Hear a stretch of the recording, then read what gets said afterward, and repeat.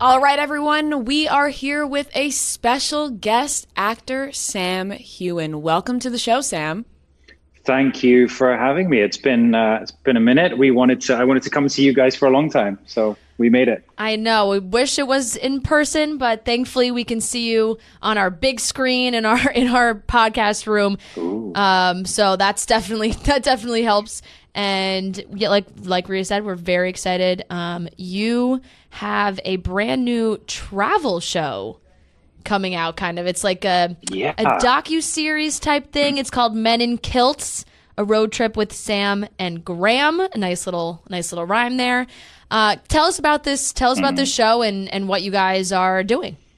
That's right. Yes. Well, I think right now, especially, it's well timed. You know, people obviously can't travel as much as they'd like to, and throwing my mind back a year ago when the world was in a different place, I decided I really wanted to learn more about Scotland and to create my own TV show, because I've been working on Outlander in Scotland and really sort of fallen in love with like the Highlanders and Scotland and Scottish culture. And so over a number of weekends, decided to sort of go out, film a bit to make a pilot. And thankfully, Stars, Sony picked it up. And it's called Men in Kilts, and it really is. It's a road trip with myself and Graham, my good friend, and we go around Scotland. We look at the culture, the music, the food, the history, and then I try and put Graham in very precarious situations where he's unhappy and quite upset. Yeah, it must have been a real blessing to do that now, since we were just talking before we started. You're in Scotland, you've been on lockdown for a while, but it must be great that you got to experience all of this right before it happened, basically.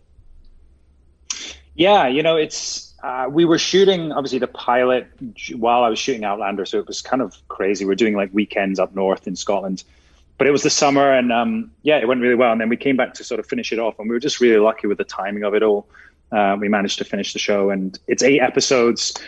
It's a lot of fun. We're driving this camper van, as you guys call it, an RV around Scotland, and we meet lots of interesting characters and go to some really beautiful places as well. What's one of the craziest things you guys did on your trip? Ah, wow. Well, as I said, you know, I like to wind up Graham. If people don't know Graham, I would say he's the yin to my yang. I think, or the chalk to the cheese. I'm like. I like a bit of adventure. He seems a little grumpy. He seems a little grumpy. Is that a mean assumption? I was trying not to use that word. Not to use the word, but okay. She did it for you, so you're good. You're in the clear. You did it. I don't get in any trouble. No, he's an absolute sweetheart, and he looks terrifying. He's got this beard, and he plays, you know, a lot of very tough characters. But actually, deep down, he's a bit of a pussycat, and. Amongst this sort of rough exterior, he really is very soft. And I just like to wind him up, really. So he's more of a history buff. I think I'm more of the, you know, action, adventure kind of guy. So it kind of worked out really well. And so I put him in a couple of places. We did abseiling. We actually went surfing in Scotland. And I don't know many people know that surfing in Scotland. It's freezing, but beautiful. He did obviously complain. Obviously. What was it like? Because you are usually playing a character, right? You're an actor, so you get a script, you do that, but this is just you being yourself. So were you a little nervous about that at all? Do you know, that's a really good question. I think, yes, I was. You know, I'm used to having a script and being in this drama, but obviously I created this show and was producing it. And I think, you know, just the freedom of being the boss was really fun. And every day I'd just wake up just so excited. I mean, I was drunk most of the time. You know, that's Scotland, the way to do it. We're drinking whiskey. But no, it really was. I really just loved every moment of it. And then, you know, even after shooting the show as well, going into the post-production of it, the credits and designing the graphics of it, and just every step along the way, it's been a really fun process. So you've been involved with every step of creating this show. Yeah, I mean, I literally got a crew together when I was here in Scotland initially and went out and just shot it. And then we managed to sell it and finish it off. We brought in another production team. And everything from the edit to you know, the final finished product. So it really has been quite a journey. So I'm really proud and also nervous to see what people think of it. You know, do people want to go on a road trip with myself and Graham and be trapped in our camper van as we career around Scotland? I don't know, but I think people enjoy it. I'm sure they do. I think people will, because you guys also released a book towards like the end of last year, right? That kind of coincides with the actual road trip situation, Clanlands, whiskey, warfare, and a Scottish adventure like no other. So that's like, did you guys write that on the road trip? Is it about the road trip? Like, do people, if you read the book, do you kind of get some inside scoop before you watch the show? Yeah, it's a good question. Well, so we were writing the book actually in lockdown, and it basically tells the story of the first road trip we went on when we made the pilot episode. And it basically goes in a lot more depth into the history of Scotland, but actually also ourselves as actors, a lot of anecdotes, a lot of stories about us growing up, or, our personal lives as well. So it is a lot more expansive. There's a lot more room there to sort of really go into the history of Scotland and the culture. But yeah, you'll see elements of the book in the TV show as well. Love that. And the book was a New York Times bestseller, so I feel like that is a good sign for the show. Yeah. Yeah, it was really surprising. I think we were writing this in lockdown, as I said, and he was in New Zealand, and I was obviously in the UK and in America. So we're opposite sides of the world. So we were writing remotely. And as we were writing, I could see he would be online at the same time as me and writing stuff about me or writing stuff about the situation. And I'd be like, that's totally wrong. That's nonsense. So actually it became like this, dare I say, a conversation or more an argument. And that's kind of what the book is like. You hear every side from both of us. Each situation, we both have our own way of describing what happened. Yeah. Right. He's the kind of friend, it seems, that you can get into an argument, you can get into a fight, but in the end, you guys are always going to be friends. Absolutely. Yeah. No, he really is an absolute sweetheart. He's a very, very close friend. I think this brought us even closer together. And, you need to go on a road trip. You need to go with someone that you really adore. And, we're very, very close. And I just love to see him wound up. I love to see him bluster and lose his anger. But deep down, yeah, we're very good friends, and we hope to do it again as well. And people losing their anger is great for TV. That's why we love watching reality TV shows and that sort of thing. It's like you watch people in their element, right? And it's and I great. think there's a little bit of a stereotype around Scottish men like Graham who feel like they have look like they have a really hard exterior, and then when you see them on the inside, it changes your perspective a little bit. It does, and we actually put that to the test in various different ways. And there is a sports episode where, without giving away too many spoilers, but we compete with each other. And part of that competition is we go to the Highland Games, or the home of the Highland Games in Braemar, where we do tossing the caber and sort of throwing the hammer and various other things. So, yeah, and there's also a bet at the end of it to see who wins and who loses. So it's a lot of fun to see him, try and beat me. Sam, I'm curious as to like the beginnings of Outlander, because Outlander is such a huge show. It's fantastic. It's been on 5 seasons now. And I love Outlander. Rhea knows. Obsessed with the show, been obsessed for a long time. And I wasn't really aware of the full culture around it until I started watching, and then I started to read the books, and then I started to kind of see the fan nature around a franchise like this. They're so dedicated. They're so dedicated to the characters and the story. When you first kind of auditioned for the role of Jamie Fraser, what kind of pressure was there for you? Like, did you realize how massive the love for Jamie was before the show even started? You put it very succinctly. I think no one would know the love for Jamie Fraser. It is, if I'd known about it, I'm not sure. I think I would have definitely thought twice, because he's such a well-loved character. He's one of those characters that people have read about and made their own. And Diana has written so many books about him and Claire. And I think, we're just very lucky that the fans really welcomed us in. They told us when we went wrong, but they also tell us when we go right. And we're so thankful, because they always support us. They support us each season, but also, when we're outside of the show, we do other movies or a charity that we support as well. They always get behind us. So really, it's down to them. It's down to their support that it's been so successful, and long may that continue. Yeah. How did you feel personally about it with a cult following like that? Obviously, it changes your entire life.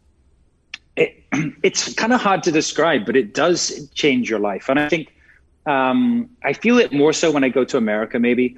I don't know if that's because Scotland, we're maybe a little more quiet, or we don't let people know. I mean, I think Scotland was slightly slower to catch on to the Outlander or the Outlander effect, but certainly in America, it's crazy when you see a billboard, of yourself where people recognize you. It can be surprising, but it's lovely. I love it when people come up and say hi, and it's certainly a part of being in a show like this that you'd never imagine. Yeah, and what's cool now is, obviously Outlander is on Stars, so if you go and watch it there, but also with Outlander being on Netflix, it has kind of introduced a different audience to it as well. I believe season 4 actually just came onto Netflix this week, which is, huge. Because people wait, if, maybe you don't have a subscription, things like that, they wait for it on Netflix. Season 4 is on Netflix now, but there are 5 seasons, and it's been a little bit of time now, and I think a lot of people we know a season 6 is coming. At least we've been told that it is happening at some point. But do you have any information on when we would be getting a season 6? Yeah, come on, tell us. We're your friends. Sure. No, it is happening, and it will be out at some point. But you're right. The show is now obviously on Netflix as well, and I think it's really brought another audience to the show and given it a new life. And you're right, white people can go to Netflix, they can binge it all, go over to Stars and watch season 5 and 6 when it's finished. So we're excited as well. It's been too long. We had almost a year off from last season, so we're excited for people to finally get season 6. Is this the longest break that you've had in between filming seasons? Because you guys, starting from season 1 ongoing, it was pretty consistent of like the time of when new seasons would be released. Is this the longest it's been since you guys have filmed? Yeah, I think it is. We generally have about 5 to 6 months off, I think. Myself and my co-star Katrina have been really lucky to do other projects as well. And I managed to fill this one with a lot of work. So, for me, it didn't feel like it was a big break, but I know that, by the time we get post-production done, it will be a longer break. Right. But yes, we'll get there eventually. We will overcome this. Yeah. You just mentioned other projects, which is funny because you did a movie with Priyanka Chopra Jonas, who is coming on our show right after you today. She is? Yeah. Oh, my God. That's fantastic. She is the best. I had such a blast. I love her dearly. She's such a sweetheart. She's extremely good actress, really intelligent. And we had a blast. We did this romantic comedy, which is, at the moment, it's called Text for You. The name might change, but it also features Celine Dion. Yeah. And it was just so nice to work on such a sort of sweet movie. And also, she loves tequila. So I introduced her to my whiskey, and she let me drink her tequila. Yeah, Sam, we had a night. Or Nick's tequila, I should say. We had a night with Priyanka and tequila. Like we met them, we hung out with them, and she was like, "Let's do tequila shots." And so I feel like you said it. She loves tequila. She certainly does. There's a couple of photos that I'm sure she's got on her phone that I'm hoping she'll never show anyone. But she is brilliant. We had such a laugh, and the whole cast was terrific. So, and I'm excited for people to see that. You guys just finished filming that in London, right? Or I'm trying the timeline wise, because I feel like London also, I believe, is completely shut down besides like essential services and filming. Priyanka has done a bunch of interviews recently, so I've seen her talking about the process and whatnot. So it must have been pretty crazy to try and film a whole movie in a city that's kind of shut down. Yeah, it is. It's slightly amusing to me when I guess only essential services are open and film and TV. Right. But I guess we're providing a service, and we were very, very careful. We're very lucky. The production company, literally, we were tested every day. We had different bubbles. They were very, very strict to make sure that everyone was kept safe, and we were. Luckily, everyone was good. So but it was weird, we're in this sort of, I don't know, sort of twilight zone of like no one's around, but it gave us the run of London. So yeah, it was great fun to film there. Yeah. And like you said, this is a romantic type movie. You have also done some action type films recently as well. Bloodshot came out last year too. You guys have done your homework, haven't you? Yeah, wow. We must. And one of us may watch all the things that it says. Yeah. So yes, I've seen that, and the action stuff is really cool because I think that you get to do a lot of awesome things on Outlander, but it's obviously in the past. It's historic. It's swords. It's very more old school. The action stuff's a little more in the now. Would you say you like doing the action type roles? Because I feel like those have got to be pretty fun. Oh, I love the action stuff. Absolutely, it's great. And the movie you're talking about is called SAS Red Notice, and it comes out in March in the UK, and I think across the world. It's so fun, but the best part of it is when you go to work, you're in makeup for 15 minutes and you get to wear a pair of jeans and a t-shirt. Yeah. It's awesome. Whereas Outlander, you're covered in mud, there's wigs, there's kilts, it's hours in makeup. So it was really nice just to rock up and get going. But I'm really, really excited about that movie. It's a lot of fun. It's got a great cast. It's got Ruby Rose, who's terrific in it. Andy Serkis, a whole host of other people. So I think people enjoy that. Yeah. You've been very busy. Yeah. And now that you've done Men in Kilts, are there any other projects that you're personally working on for yourself and writing and directing and producing? Is there anything new coming from you? There is. I'm working on another book, and I have a couple of things that are sort of talking about producing, possible, lots of other projects. Yeah. So I guess I watch this space, but it's about trying to obviously deal with what's going on in the world right now. But it's been great, and again, Outlander has really given me this opportunity to explore other projects and to do other things. So I'm very thankful for it. You've covered so much within Outlander because there's so many different kinds of scenes and so many different moments. Were you kind of aware of what you were being thrown into? Because, it's funny now seeing everyone's talking about Bridgerton, right? On Netflix, it's like Bridgerton. They're talking about the sexy scenes in Bridgerton. Right. And I'm like, what? You guys clearly haven't been watching Outlander because Outlander did it first. I mean, I'm sorry. Now, Bridgerton, it's for children, right? Have you watched our show? Yeah, that's PG compared to Outlander. No, but they do it really well, and and we are a completely different show and a different relationship. But I think we've always kind of pushed the boundaries in that sense. We've basically explored a relationship, and we've not looked away from that. And there's been some intimate scenes. There's been a lot of those, and it's a really important part of the books to show the relationship, but also an important part of the show. So I'd say if you like Bridgerton, go and binge Outlander. It is funny because I do think that I saw some people, I was going back and forth on Instagram, who said when they finished Bridgerton, like the you may also like is Outlander is like the number one thing if you hadn't watched yet. So that would make sense. It's a fantastic show, and I have almost too many questions about Outlander to ask you, but out of probably the biggest one that I'm curious about is you've had to do so many like extremely intense scenes for Outlander. What do you think has been the most gruesome? I know that's kind of an intense word, but there has been some that are, for a viewer, it's sometimes hard to watch. Like, what do you think has been the hardest one for you to film?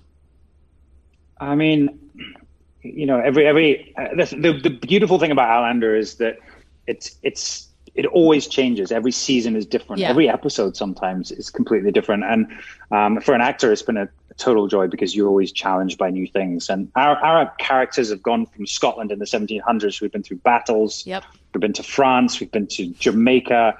We've been to, we're now in North America. We're now settling there.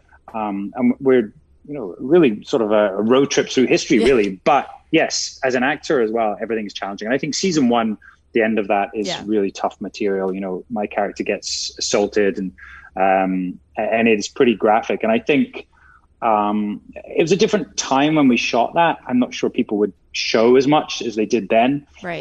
But for me as an actor, it was a real challenge. And I don't know if people are aware of that happening or have seen it. But yeah, I think if you're going to watch it, just be prepared. It's pretty tough viewing. Yeah. And right now, you know, we always say this with the people that we interview that have new shows coming out or shows that, you know, just went on Netflix or whatever it is. It's the perfect time to binge something because, you know, people are on lockdown. It's the perfect time to just start Outlander if you haven't. Yeah. And also watch Men in Kilts on Stars. Yeah. Go do it. I recommend exactly. Yeah, I recommend Outlander to all my friends, and it's funny because my mom had started watching it a while back, and I was like, Mom, you're gonna love it. I'm not going to watch it with you, but you're definitely going to love it. She was so excited that you were coming on the show, and I think it's time. I think it's time to bring it up. I have something to show you. Now we have actually met. Is she here? No. That she would not be allowed to bring in this. Oh my God, she wishes. No. So you and I have actually met before. In 2016, you were doing an appearance at the barber store in Manhattan on the Upper East Side. And you did like a meet and greet. There's like 20 people in the store. You could take pictures with you. Noah can pull it up on the screen if you can see it behind you. This is us. This is from 2016. I waited in line to meet you. I need to zoom in. I can't see. Yeah, it's probably for the best. Yeah. Your hair is much longer. I feel like my hair's so much longer, and did I try and kiss you there? I think now I don't take. That's me. I'm pretty sure I made you kiss me. So I'm pretty sure that was my doing. But it was funny because it was really like me with a bunch of women that were a little bit older than I was. I would think I was like the youngest one, and these older moms who were like, do it, ask him. And I was like, oh my God, very flustered. But it was awesome. You were very sweet then. You were very sweet now. I think it was obviously I love that you got not one but 4 pics. Yep. It's fantastic. Yep. You know, the barber store really covered all their bases. They made it seem like they made it seem like we were in a photo booth in like a carnival. Fran showed me this and I was like, are you guys best friends? Because I feel like I'm going to be missing out on something in the interview. Like I'm kind of like a third wheel to this friendship. Yeah. Look, like I said, we go way back. Yeah, see, 2016. I have been a fan for a long time, which is why we were so excited for you to come on the show. And it's also to make it about me. It's a cool moment for me going from this girl to, you know, kind of the job that I have now and getting to talk to you this way. So it's all very cool. I love it. It's just such a shame that we can't see it. We'll have to do it in person. We'll have to recreate those. Yeah, I hope so. You know, like when you guys 4 years later. Yeah, you must. I'll take the photos. Don't worry. When hopefully when you guys finish Outlander season 6 and you do some press for that, we'll be in the right time where you can come visit us in New York. Agreed. And bring your mom as well. Yeah. Oh, she probably will show up without me inviting her. So. She's going to be so excited you said that. Sam, thank you so much for coming to talk to us. Everyone can tune in to Men in Kilts, a road trip with Sam and Graham on Stars. It releases February 14th. A beautiful Valentine's Day gift to all of us out there. If you're looking for something to watch, this is the perfect way to start. Yeah. Thank you, Sam, for joining us. Yeah. Oh, thank you so much. It's really nice to talk to you guys. And hopefully next time we'll do it in person. Yeah. Thank you. Have a good Valentine's. All right. You too. All right. All right, guys. Thanks so much. Thanks, Sam. Thank you.